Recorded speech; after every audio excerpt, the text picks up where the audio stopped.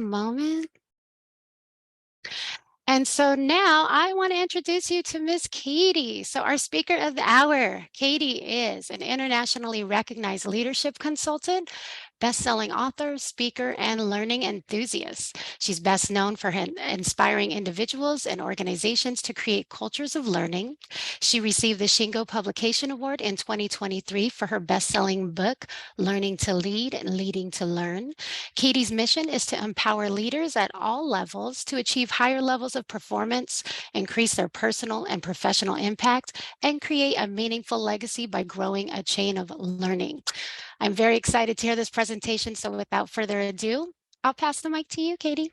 Thanks, Talia. Hi, everyone. I'm so excited to be here. I always love participating in the Results Washington conference events and just the broad reach of people who are, participating and learning together. So really this chain of learning concept that we have. It's exciting. We have over 500 people tuning in live right now, and I'm sure many more will be watching later.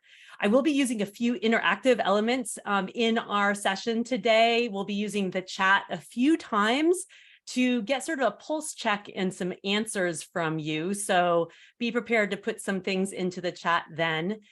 If you have questions that you'd like to discuss at some of the time we have at the end of the session, please put that in the Q&A function, and our moderators will be looking through that at the end, and we'll have some discussion. And of course, please feel free to reach out to me. I always love continuing the conversation and discussing how we can continue to help each other. So without further ado, I am going to share my screen and we'll dive in today. And of course, I just lost the Zoom function of, here we go, sharing screen. All right, so here we are today, and I'm excited to talk about how do we create a culture of continuous improvement by closing the gaps. So first, picture this. You are in your very first job, your first professional job, and you have an orientation program in a company that's really invested in helping you learn about how to do your job in the value creation work of your company. And so not only are you going to be learning about your actual work, which is going to be in the back office, you've been assigned to the front line to understand how your product, a car, is actually made. And so you've been assigned one simple task to do, and it's really easy. You pour every few hours a can of paint and a can of solvent into a big vat. And as the cars move down the line, this paint mixture gets sprayed on the cars. Easy, right? Well, not so easy. One day, the shop floor manager runs into the paint shop and says, "Stop. The paint is not sticking to the cars. It's literally dripping off the side of the paneling and the cars." And the manager, shouts out, "Over 100 cars are going to have to be repainted." And all eyes turn to you, because it was your responsibility to make sure that the paint mixture was created properly. If this was you in your company today, what would likely be the response of your managers? Would you be yelled at? Would you be blamed for making a massive mistake that was going to cost time and money and rework? Would you be shamed into making a mistake that was so easy? Think about that. This is an actual experience that happened to my mentor and good friend, Isao Yoshino, when he started at Toyota Motor Corporation in the late 1960s. But this is not what his managers did. Instead, they did something different. They walked over to him and said, "Show us the process that you took to mix the paint and the solvent together." And as he nervously lifted the cans up, he's 22 years old, the can and the paint together, they realized, wow, the cans looked nearly identical, and how easy it would be for someone new to that department to make that mistake. But they did something even more special. And I'm going to talk to you about that at the end of this presentation, because I want you to hold on to how our actions as leaders or as team members even can really contribute to creating an environment that fosters improvement, fosters a place where you're not blamed for making mistakes or putting out ideas as well. So they didn't blame him, but they did something more. And we're going to come back to that as we explore what it really takes from a human side to close the gaps in our organization and create a culture of continuous improvement. I'm Katie Anderson, and I've had the incredible opportunity to not only work with organizations around the world. I come from leading healthcare improvement groups and organizations in California, where I'm based in the San Francisco Bay Area. And over the last 10 years, having my own consulting practice, I've worked with global organizations from government to healthcare to large multinationals and biotech, all really trying to create cultures of continuous improvement, applying ideas of lean or the Toyota way. And I had a special opportunity about 8 years ago to move to Japan for my husband's job, actually. But as a lean enthusiast and practitioner, I was so thrilled with this idea of going to learn about lean from the source. And in fact, I actually now lead executive learning trips to Japan. Just 2 weeks ago, I was back in Japan leading one of these programs, including talking with my mentor and friend, Isao Yoshino, who's the subject of my book, Learning to Lead, Leading to Learn. But when I first moved to Japan and started talking with Mr. Yoshino, I was really intrigued about what was the secret to Toyota's success. You know, so many of our organizations around the world are trying to apply Toyota's, basic concepts of Kaizen or continuous improvement to really transform and create this people-centered learning culture. And he kept saying, there's no secret. There's no secret. And then one day he said, actually, maybe the only secret to Toyota is its attitude towards learning. And that really struck me as really quite profound. It's this attitude towards learning and everything that comes around it. So as we reflect on Mr. Yoshino's very first weeks at Toyota in which this paint mistake happened, and as we explore some of the gaps in our own organizations and our own leadership behaviors that we need to close, it all goes back to this attitude towards learning. And in fact, this is the opening line to my book, Learning to Lead, Leading to Learn. So you know about me, I really consider myself a learning enthusiast. I've worked with companies around the world, but really what gives me passion and great joy is helping people have aha moments about how to improve their work, how to improve their lives, and how to really connect with a sense of purpose. So this is a picture of me back in April of 2015. I'm starting to look much younger, and I was just at this, I'm looking older now, I'm looking younger in this picture. But this is my very first meeting with Mr. Yoshino in Japan. And it looks like it was a rainy day in April. And I really thought it was a once in a lifetime opportunity to meet with this 40-year Toyota leader who actually was John Shook's first boss. John Shook, it was one of the past presidents of the Lean Enterprise Institute, and has been really instrumental in bringing a lot of the concepts from Toyota, or what we call lean, into the US and other Western cultures. And I made my husband take the day off of work, and we went to Toyota and saw the factory. And really, this was the spark of a beginning of a relationship with Mr. Yoshino, which I was so grateful for. And it was really wonderful to see him again last week. He's 79 years old, and just a wealth of knowledge and humility about what it means to be a leader. And so then that was the last time I saw him before the pandemic. And then in July of 2020 is when our book came out. And then this is when I saw him in July, just this last year, and our book's been translated into Japanese. And it was just really special to see him and see how his legacies continuing on. And this concept of learning and this chain of learning is something that he mentioned in the book too. It's about how do we continue to help each other grow and learn and develop. And that's really a foundation of what a culture of continuous improvement is all about. So a little backstory to how I got to this point and how I came to have some of these insights around what it really, really means at its essence to create these cultures of continuous improvement. And this actually starts back a little bit before I even moved to Japan. It was actually like a month after we found out about the opportunity to move to Japan for my husband's job. And I was at a conference, the Lean Coaching Summit, and Mr. Yoshino happened to be there. This is a picture of him and John Shook. And Mr. Yoshino was John Shook's manager in the 1980s when John was the very first non-Japanese employee of Toyota Motor Corporation, when they were looking to create the joint venture that's just a few miles from my house here, now the Tesla plant, but the original joint venture between GM, General Motors, and Toyota to figure out how to create or how to blend their cultures together. And Siri is now talking to me. I don't know why I had everything set up.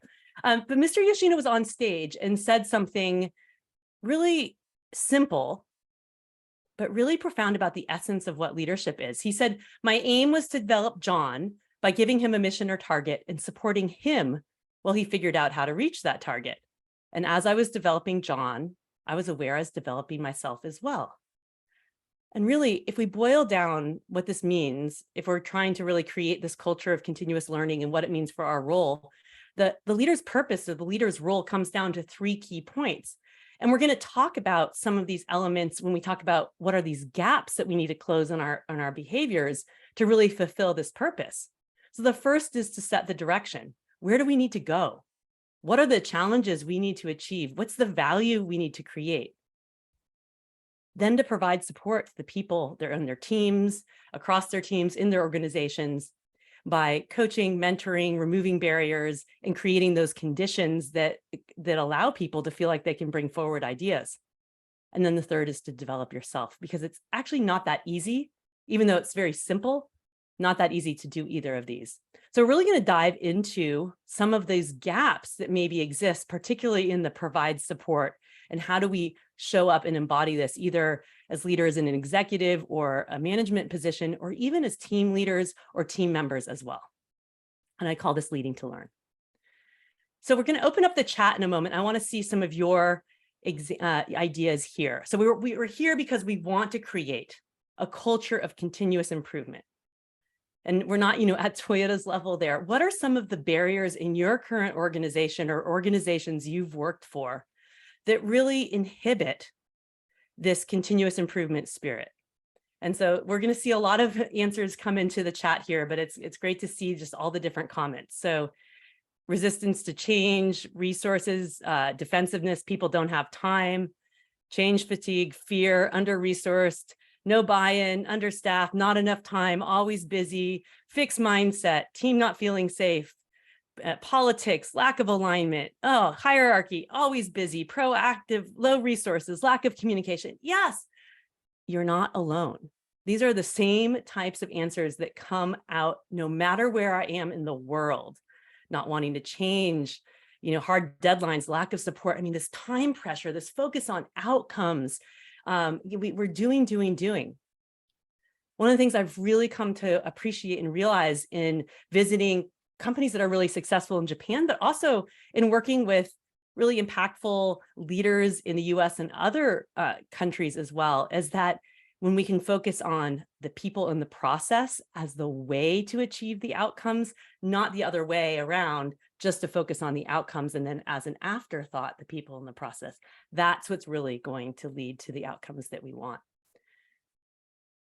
And so often we're stuck in this mode of firefighting, right? So we're like, we're running around. You're all talking about, we have so much to do. We got to put out the fire with sense of urgency. We don't have time to think. We don't have time to solve problems. And it becomes this vicious cycle where we know in our hearts that we would love to have this continuous improvement learning culture where people are growing and developing and contributing their ideas.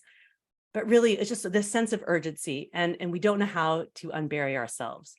But if we can start to close some of these gaps in ourselves little by little, and for those around us, we will ultimately begin to create a culture where we can stop doing as much firefighting and more growth and development of people. And so the challenge I see is not this, this desire to have an environment where people are learning and developing and growing and feeling like they're connected. It's that our actions aren't always aligned with that because of the pressures we feel for outcomes, results, busyness, lack of alignment, not knowing where we're going. So I have this saying that intention equals heart plus direction. And how I came to sort of have this deeper, for me, this deeper understanding of what intention is, it's both, it came from the symbols of what the word intention, shiko, means in Japanese, because when I moved to Japan, I didn't have business cards. I mean, who hands out business cards anymore? I actually have to get new ones made every time I go to Japan or have a stack with me. So, because you hand them out like Halloween candy here in the US on Halloween. But the words or the symbols that make the word intention come from two other elements. One is meaning heart, or kokorozashi, which is like about what's our inner spirit and heart and desire. And then the other one is direction. And I see this as the link between what's important inside here and then what are the actions we have to take that are aligned with that to really create the impact we want. So as I said, it's a lot of us have that heart and that sense of purpose and what we would desire and the impact that we want to have, but our actions either unintentionally or unaware to us, or because we feel this pressure for time and results and other things aren't aligned with really fulfilling that. So if we can put more attention and show up more intentionally to close these gaps, we'll be able to create a better culture and better outcome for ourselves. So we really have to align with that purpose. And this is about really creating those conditions for learning about how do we have a challenge, a clear target and a direction where we need to go, and also support for people. And this is a hard place to find because it's the tension. Challenge, like, oh, these big goals that we need to achieve, but without support, people feel disengaged or like, it's not a very positive working environment. But if you have support only, but no challenge or direction, people might feel good, but we're not actually in alignment working towards anything or a common purpose. So all that energy is going elsewhere. So we need to find that nice tension, which becomes the learning zone. And I saw in here, this fixed mindset concept sometimes can inhibit the learning zone. So how do we foster that more in our organization? I actually have a podcast coming out in 2 weeks from today called Chain of Learning. And one of the first people on my podcast is the author Carol Dweck, who talks about, she's the one author who wrote Mindset. She talks about how do we foster this growth mindset, not only for ourselves, but in our organization, so that we really can create this learning zone. So when we talk about closing gaps, we often think about process gaps, right? So, and it's a very simple equation. So what's your target? What's actually happening?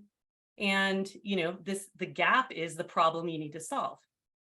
And this is a really important concept for problem solving. It's actually the very simple problem equation. Target minus actual is the gap or the problem. But we also can think about, to be able to be effectively solving problems and continuously improving, we also need to close some gaps in our behavior. And these are the four, not the only four, but four key behaviors of gaps that I see often in leaders and organizations that are trying to create cultures of continuous improvement, but maybe aren't there yet. And so these actions are go see, ask, pause, and study or reflect. So we're going to dive into these a little bit more detail about what does this mean and how can you create that in yourself. So the first is go see. And in Japanese words, we often say go to Gemba. Some of you might be familiar with that phrase, go to Gemba. Gemba meaning the place that the work happens or the place actually something happens. Whether people like weather reporters in Japan use Gemba as, I'm here in Gemba and it's raining, but Gemba is just where something's happening. But I like to say go see. It's about going to see with purpose, not just walking around and saying hi to people. But as leaders, as managers, as team members, how do we go see to both check in with people and check on process? And I use these words really intentionally. So we want to check in with people. How are they doing? How are they experiencing the work? What's going on? How are they thinking? And we also want to check on the processes that are going on in our organization. How are we actually seeing what's happening, not stuck in an office or behind a Zoom meeting here, but really seeing and observing the actual process, the actual workflow, so to validate assumptions we might be having. And another part of this, of going to see, is that we help make the invisible visible. So especially with our move to more remote work, it's harder to see the work. So how do we create more visibility to work processes and work status and what's going on for ourselves as well? So as leaders or as team members also, how can you help make the work visible and surface things so then we can address them and understand if they're truly problems or issues that need to be solved or what we want to do with it. The second is ask.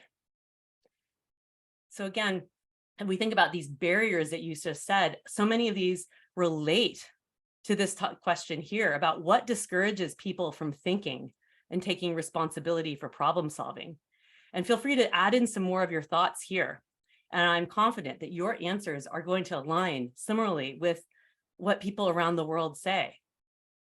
It's about people jumping in and just like giving all their ideas, or we don't have a place that encourages people to come in and offer their ideas, or when they've offered their ideas in the past, no one's done anything with them. So you kind of create this learned helplessness of why should I even contribute my idea? But one of the biggest issues that we have comes from an unintentional habit that most of us have. And I am here to admit that I'm Katie Anderson and I have a telling habit. And I have to work each and every day to break the telling habit. But it's gotten better and easier over time. But it comes from not a place of wanting to always like take over the responsibility of people's thinking and problem solving. It comes from a genuine place where I get excited and I want to contribute my ideas, or I want to help, or I see someone who's stuck. I want to offer suggestions. And this can be helpful at times, but when we're trying to create a problem solving culture, when we always jump in with telling and advice and giving the answer and not asking questions and hearing what other people's ideas are, one of the unintended consequences is who owns the problem? You do. So as a leader, if you or a team member, if you want to help people take responsibility and learn to develop their own ideas and contribute to problem solving, you have to give opportunities and not always just jump in with your answer and the solution. And think about it, we all have one of these friends, right? Where you come forward with an issue or problem and they just like give you all of the answers and all the ideas. And what's your response? It's like, oh, stop. I mean, I have a few of these friends where I know that I can't bring up anything that's going on unless I'm ready to hear all of their ideas and thinking. And sometimes that's helpful, but often it really just creates disengagement. And so the same thing happens in our organizations. It's not that we're trying to squash people's ideas, it's that we're not giving them the space. So we need to create this better balance between telling and asking. And it's not that telling is wrong or bad. It's just that our habit is to always show up in that telling. So how do we start showing up, asking a little bit more and opening that space for people? But beware to pay attention of the quality of your questions. This is one of my favorite slides. Some of you might have seen it before. It is a wolf disguised as a sheep. And once you start paying attention, you will see how many of our questions are actually our ideas with a question mark on it. How about this or that? What if you tried my great idea? What about this? What about that? These are not genuine questions. They're really ideas or suggestions disguised as a question. So beware of advocacy in disguise. And if you have a suggestion for someone, label it as a suggestion. Don't disguise it as a question, because it'll have the same impact on people as if you were suggesting or telling them all your ideas as well. So let's be transparent and honest. If you're really suggesting something for someone, and that's okay at times too, but be real with yourself and be real with them, and phrase it as a suggestion, not as a question. I have some more tips to break your telling habit, and we'll put this link in the chat too if you want some guides about how you can go about starting to ask more effective questions and things to be aware of as you're trying to develop a better habit of asking an inquiry. So the third is pause. How do you feel when someone says, so anyone have any questions? All right, let's move on.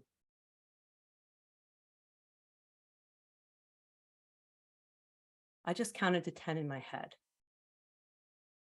Usually we just rush on and keep going. But when we ask a question and we just rush in and fill it with like no space, like people only have a chance to think. If we're going to ask questions, we also have to pause and create space for thinking. Something I find very interesting is when I'm coaching groups in organizations or executive teams, and we talk about asking questions and pausing. Of course, people are like, oh yeah, I need to ask more questions. But when I challenge them to really count to 10 after asking a question, they come back in our reflection sessions and say, oh my gosh, that was so hard. I didn't even realize how much that I was in this sense of urgency in doing that I wasn't giving space for thinking. So we get caught in this trap of doing, and that the doing is what's the most important. But when we want to have better ideas and innovation and people feeling engaged, we need to have space for thinking. There's a second kind of pause that I really encourage you to take too, and that's this intention pause. So we talked earlier about this concept of intention equals heart plus direction. So even taking 10 seconds as you're transitioning from one meeting to another, transitioning from your work to your home or whatever it is, take an intention pause.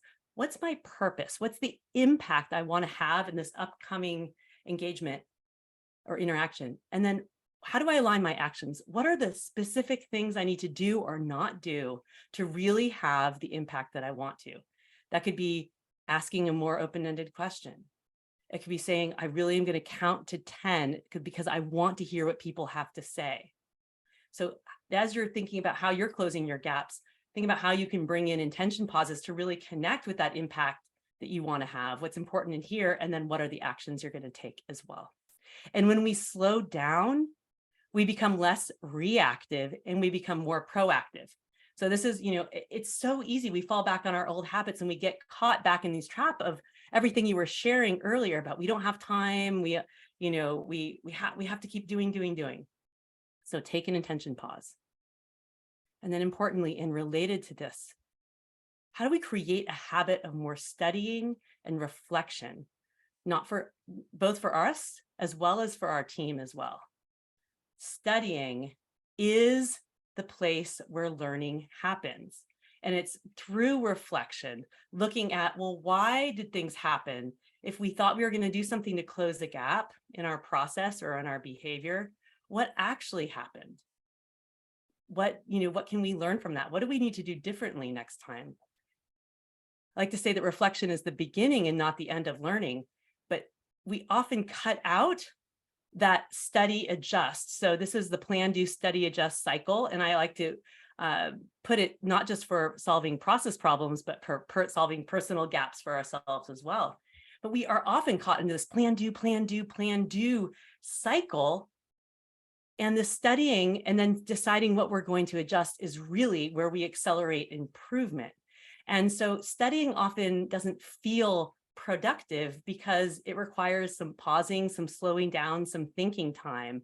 But really, we might end up being more productive because we're more purposeful about the actions and the adjustments we're going to take in the plan do. So how do we bring in more reflection to our own lives as well as the structure for our teams as well? So I like to say we also need to practice personal plan, do, study, adjust, or I like to call it study, adjust, plan, do, SAPD, to remind us that studying and then adjusting is as much important as planning and doing. So we're not stuck in PD, plan, do. And it's a continuous cycle. So as you're thinking about your own personal continuous improvement, consider how you can apply this same process of continuous improvement to yourself. So for studying, creating some self-awareness, what are my current habits? What happens as a result? So really paying attention for yourself. And this could be aligned to a process as well. What's actually happening right now? So that's the actual part of the equation.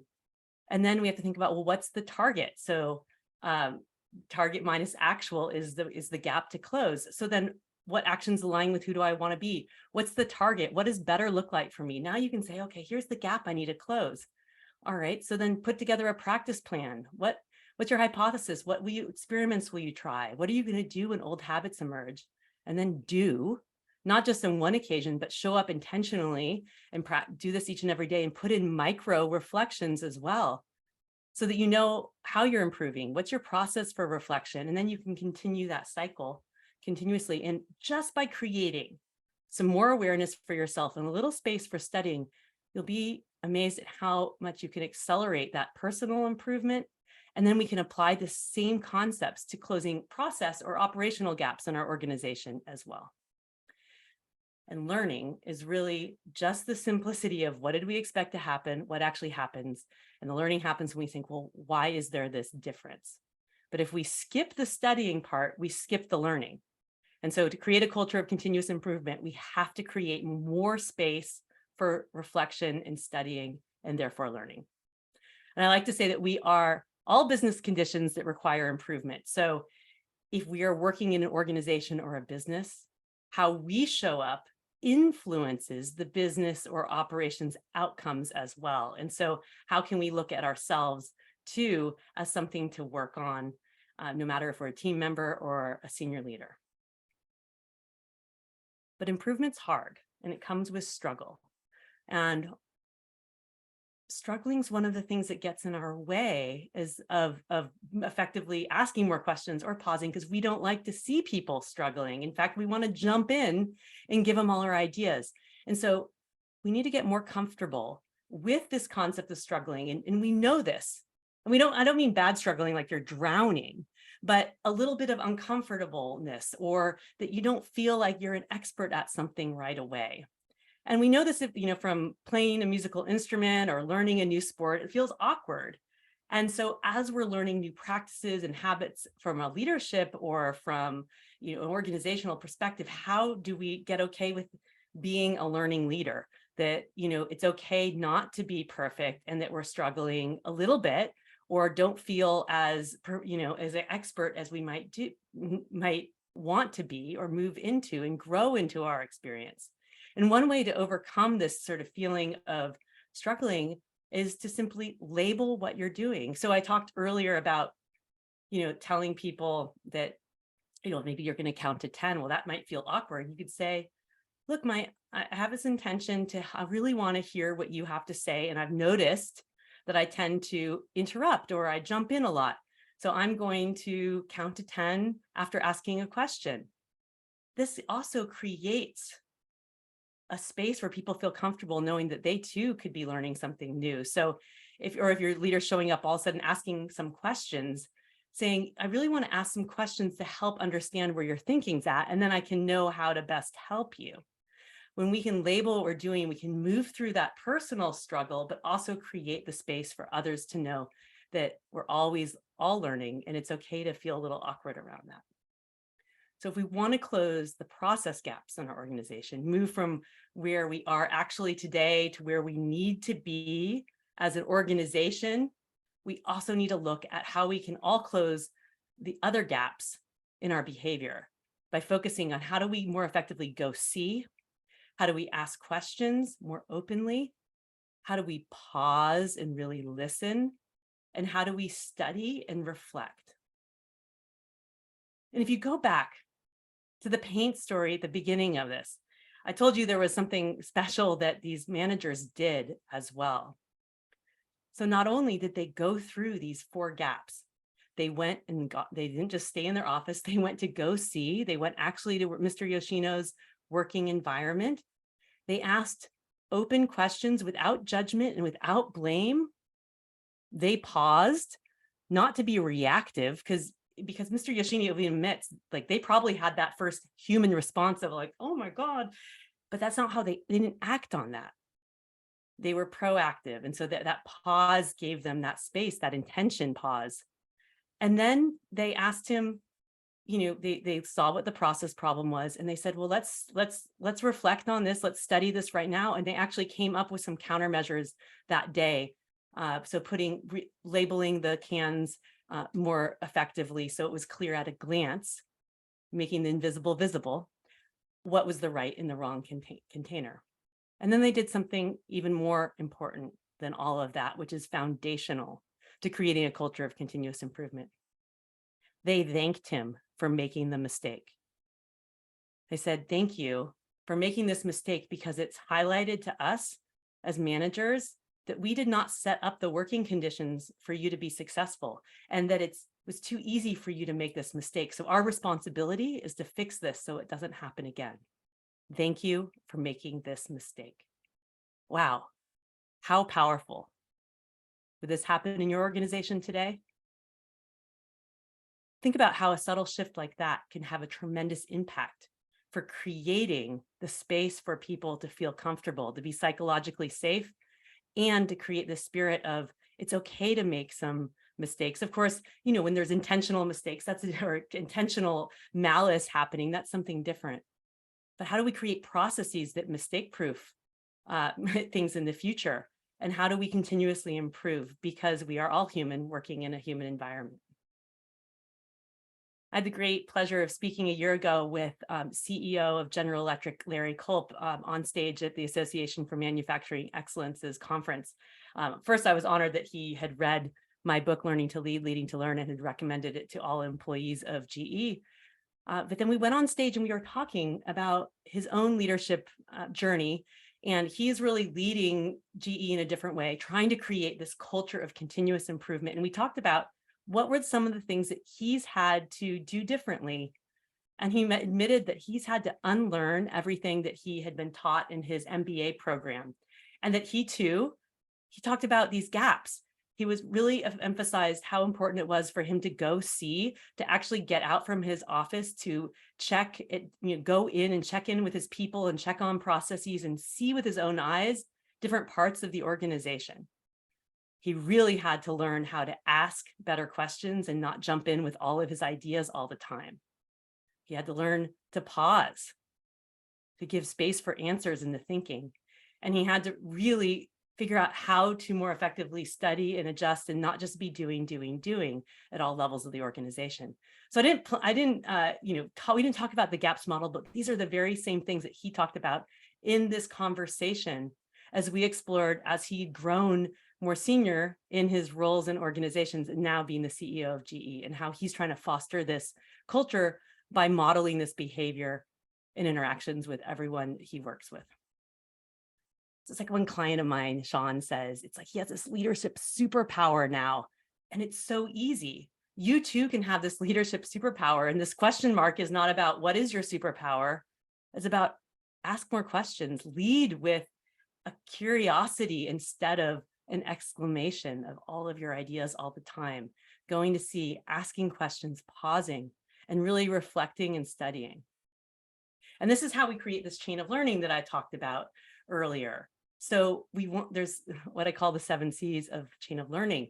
When we lead with an attitude of caring, remember checking in with people, what's really happening for them? An attitude of curiosity. How are we asking questions that we don't genuinely know the answer to? We want to really hear what other people's ideas are.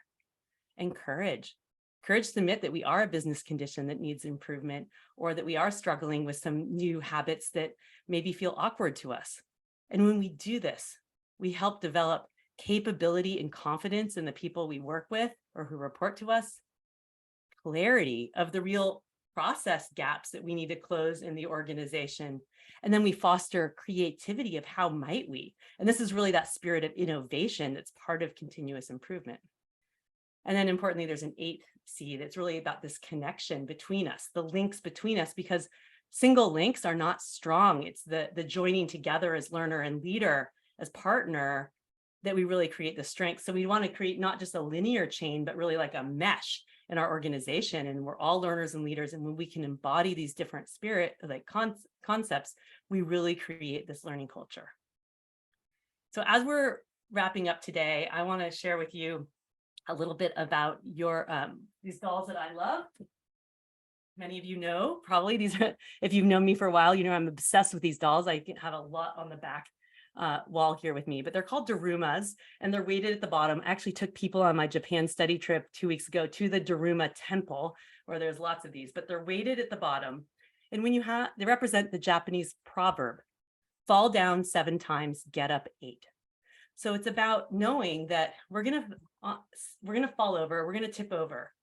There's gonna be struggles and setbacks on the way to a goal. And so when you have a goal, you fill in the doll's left eye, just like this image has.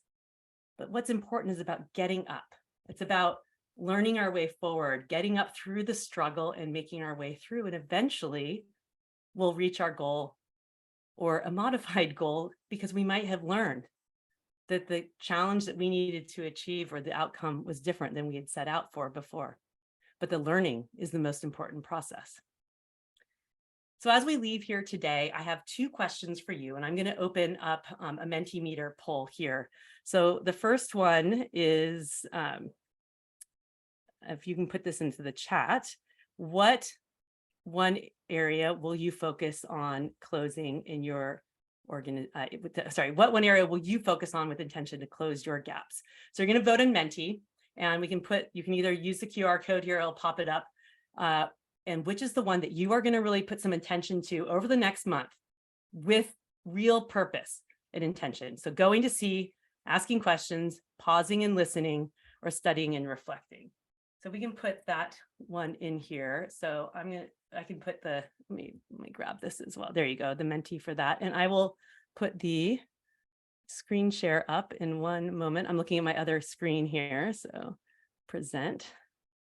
And I'm going to share a different screen in one moment. New share. There we go.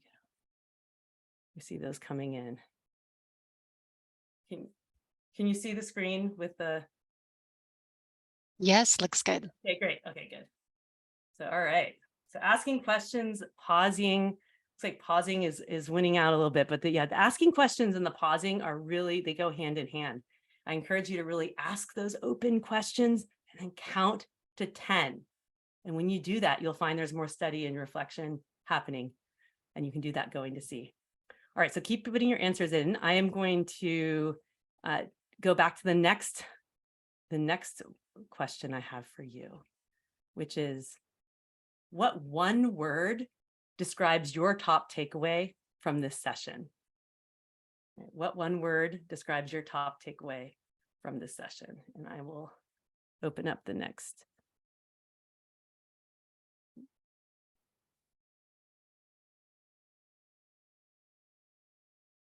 It's a little slow with the present.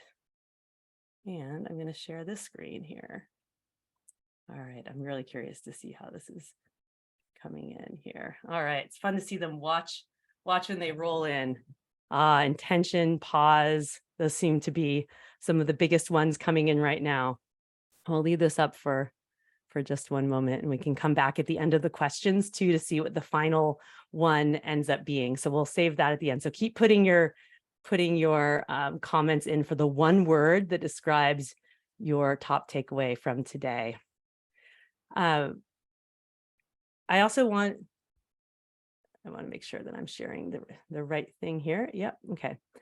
I also had an article just about this very same thing. If you want to share this with your colleagues, it came out in Industry Week yesterday, all about the key themes from this discussion as well. So this wasn't in the slide deck that's up on the web because it just came out yesterday. And if you want, we can put that into the chat as well. And this really highlights the key themes and concepts that we covered in today's session. And of course, please reach out to me, connect on LinkedIn, grab the 3 tips to break your telling habit guide, and let's continue to develop and grow our chain of learning.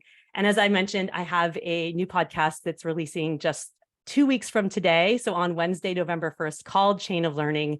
And we can put the information for subscribing in the notes as well, or in the chat in a moment.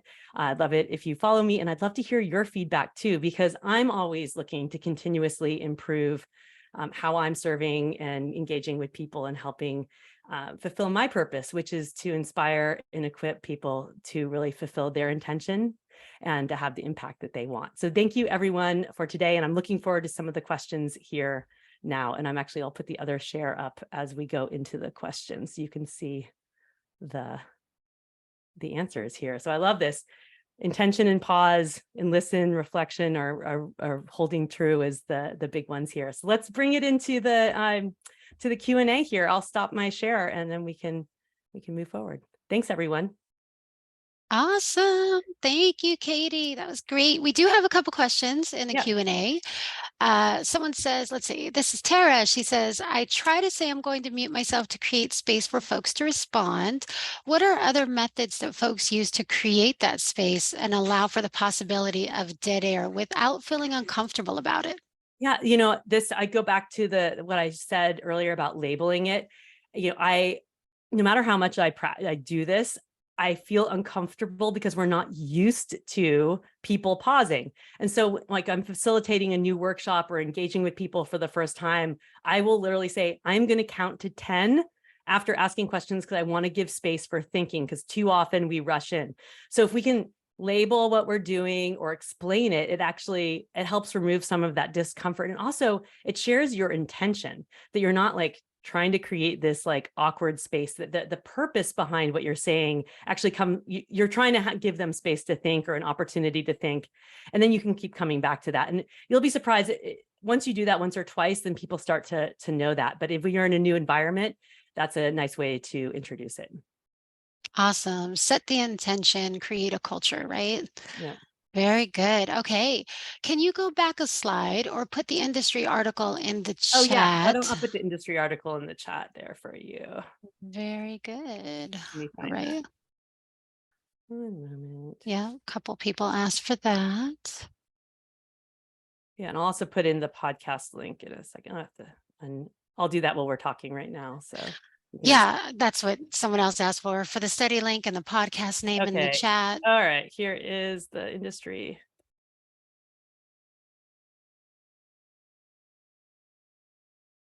The presentation slides are in the Yeah, chat for someone else who asked. They're yes. probably higher up in the chat. Someone asked if you did a show, or do you do a show with Mark Graben on I do. LinkedIn? I've been on Mark Graben's Graben. podcast and show, like, different ones. I've been on My Favorite Mistake twice. And I've been on his Lean Blog podcast, I don't know, 5 or 6 times. So yes, I've done lots of shows with Mark. Very good. Another good question. What kinds of questions can we ask to provoke thought and engage other teams to speak up? Can you ask that question again? I want to think about that. Yeah. What kinds of questions can we ask to provoke thought and engage a team to speak up? Yeah, so the questions guide will have some thinking on that, some more details, but really the shorter the question and the more open the question. So I really encourage you to ask a what or how question that doesn't assume an answer.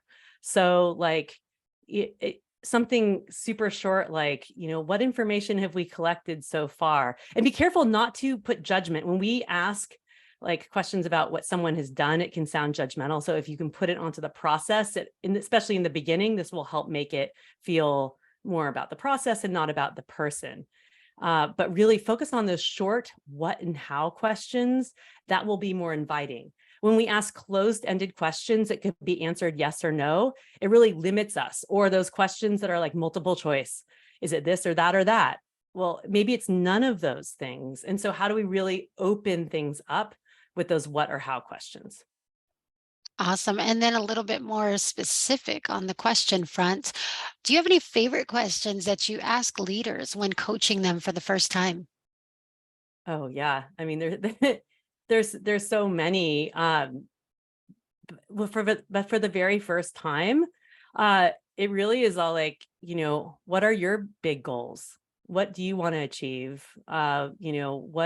What's important to you, to start calling out some of those things for them, because what I may be wanting to help them with may not be what they want to get started with. And as you develop a relationship, you're able to then go deeper. But first, starting off with those questions about what's important to them, what are the challenges they're experiencing, what are the things that they need to, the goals that they need to accomplish, what are some of the things they've tried so far, what's getting in their way, what's worked so far. So really getting an understanding of their current condition. Very good. Very good. I'll do a few more because we got a few more minutes for Q&A. Let's see. This is a good one. How do you engage with authenticity when it feels like other leaders are just paying these methods lip service? Mm. So I would typically ask a follow-up question. So this is another good coaching or leadership trick, or I mean, I don't know, it's not a trick, but something to have, tool in your back pocket, is to not respond to a question right away, but asking another question. So I would ask a clarifying question like, and which is actually what I want to be doing now. Like, can you get, what's an example of that? Or what's something you've tried and been challenged with so far? Because then I get a better understanding of where that question's coming from. And oftentimes when you ask a question like that, people end up answering their own question. They were just seeing you potentially, they needed to think out loud, or they saw you as an expert, but they had the answers again. So but instead of being able to ask that person for a follow-up, I'm going to ask you to repeat that question because I need to think more deeply about it.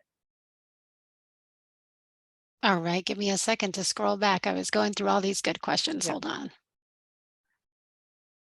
How do you engage with authenticity when it feels like other leaders are just paying these methods lip Mm, service? mm.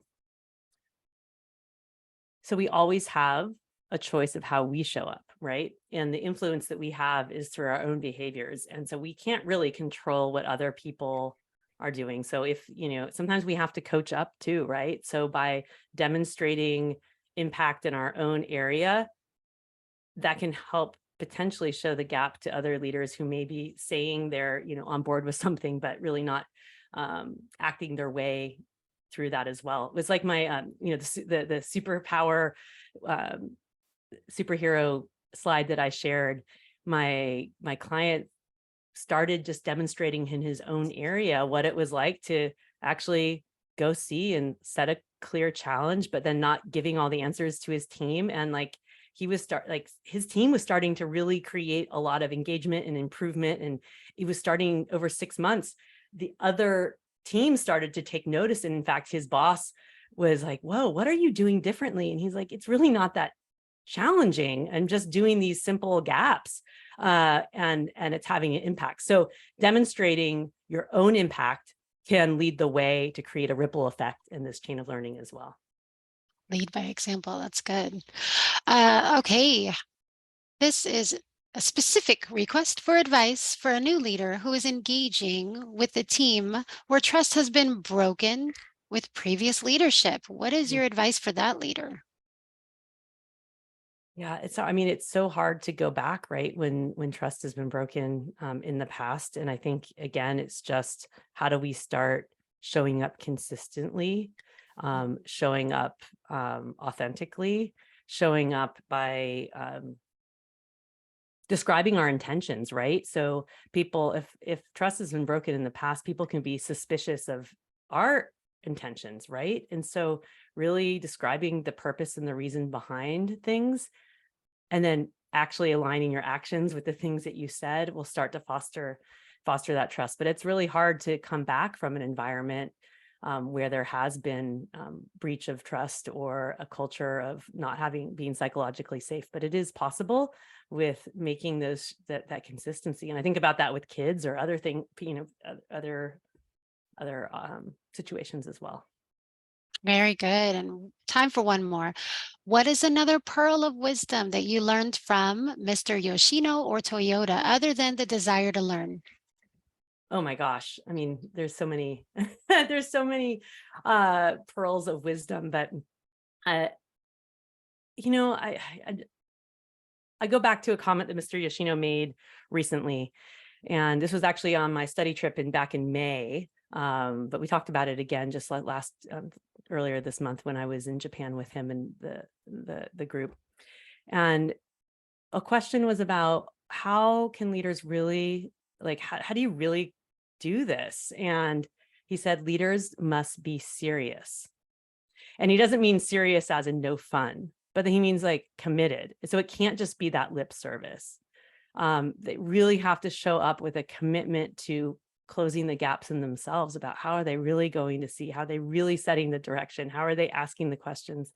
And if you're just paying lip service to it, you're never going to have the cultural transformation that you want to have, or you're actually creating the organizational culture that's just inherently part of that. So how do we help leaders see what it means to be serious? So I think that's a challenge. We get back to this concept of intention. Most people want to make a positive impact, right? So how do we help how do we help our leaders get there? And that can be scary, that struggle, because what has gotten us to that leadership role, especially when we're in a more senior role, may not be what's needed but it's hard, we've gotten in this habit or we've been rewarded. There's actually another Industry Week article that I wrote just about this, and I'm going to find it and stick it in the chat too, because I think that's one of the hardest things is to make a shift in our behaviors. Even though we've had success, it may not be what's needed anymore, especially when we're in a more leadership or people management role. Wonderful. Thank you so much for all the answers. Thank you for that great presentation, Katie. We really appreciate that. Thank you to